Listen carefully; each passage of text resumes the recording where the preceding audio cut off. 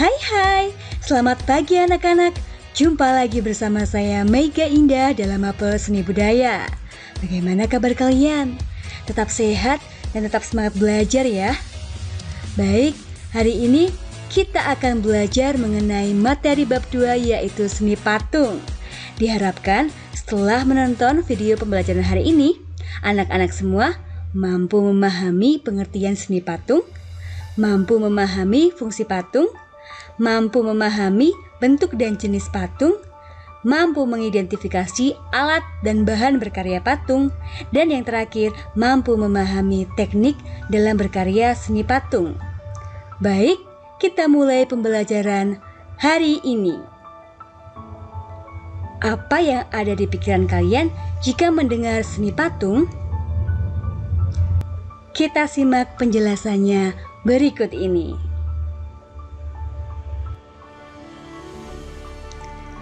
Patung diartikan juga sebagai plastic art atau seni plastik.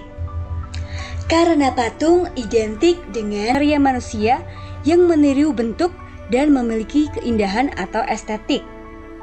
Patung bersifat 3 dimensi atau benda yang bervolume, artinya bisa dilihat dari berbagai arah. Selanjutnya, kita akan belajar mengenai fungsi patung.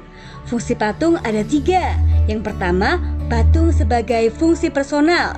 Karya seni patung diciptakan semata-mata untuk kepentingan personal atau pribadi, sebagai ekspresi perasaan dan ungkapan pribadi, termasuk untuk tujuan religi atau sarana untuk beribadah.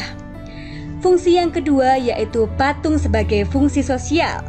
Patung diciptakan untuk memperingati suatu peristiwa yang bersejarah atau mengenang jasa seorang pahlawan besar dalam sebuah bangsa atau kelompok, misalnya patung untuk monumen.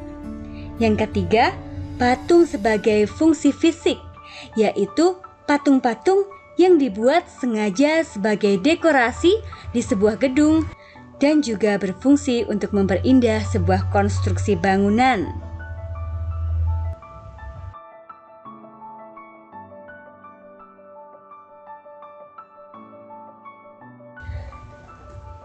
Selanjutnya kita akan belajar mengenai bentuk dan jenis patung.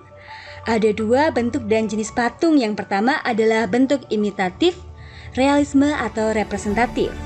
Corak ini merupakan tiruan dari bentuk alam seperti manusia, hewan, dan tumbuhan. Yang kedua ada bentuk non-figuratif atau abstrak.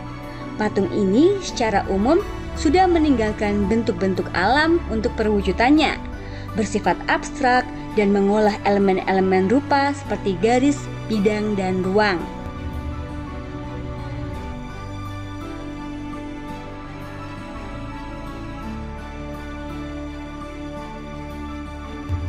Bahan berkarya seni patung.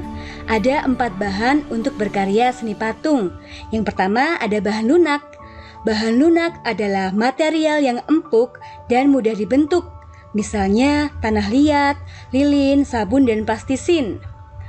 Kemudian ada bahan sedang, artinya bahan itu tidak lunak dan tidak keras.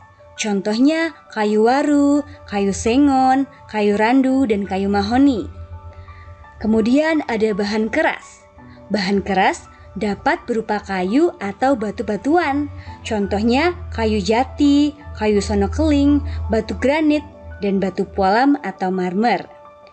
Bahan yang terakhir adalah bahan cor atau cetak. Bahan yang dipakai antara lain semen, pasir, gips, logam, timah, perak, emas, dan juga beberapa bahan kimia seperti fiber atau resin. Selanjutnya adalah alat berkarya seni patung. Dalam berkarya seni patung, kita membutuhkan butsir, meja putar, pahat, sendok adukan, laskar bit atau listrik. Teknik berkarya seni patung ada 5 teknik. Yang pertama ada teknik pahat, yang kedua ada teknik butsir, yang ketiga teknik cor, keempat teknik cetak, dan yang kelima ada teknik assembling atau merakit. Kita simak penjelasan untuk setiap teknik berkarya seni patung. Yang pertama ada teknik pahat, yaitu mengurangi bahan menggunakan alat pahat. Misalnya membuat patung dan relief dengan bahan dasar kayu dan batu. Alat yang digunakan adalah pahat dan palu. Berikutnya ada teknik butsir, yaitu membentuk benda dengan mengurangi dan menambah bahan. Misalnya membuat keramik dengan bahan dasar tanah liat. Alat yang digunakan adalah sudip. Yang ketiga ada teknik cor, yaitu membuat karya seni dengan membuat alat cetakan. Kemudian dituangkan adonan berupa semen, gips, dan sebagainya sehingga menghasilkan bentuk yang diinginkan. Alat yang digunakan adalah cetakan. Yang keempat ada teknik cetak, yaitu membuat karya seni dengan cara membuat cetakan terlebih dahulu. Misalnya membuat karya patung kerajinan dengan bahan dasar tanah liat dan semen. Yang terakhir ada teknik assembling atau merakit, yaitu membuat sebuah komposisi atau sambungan dari material seperti besi, logam, tembaga, kertas, kayu, dan tekstil. Bisa dengan cara las listrik atau menyambung dengan lem. Baik, sampai di sini video pembelajaran hari ini. Sampai jumpa minggu depan. Goodbye and see you.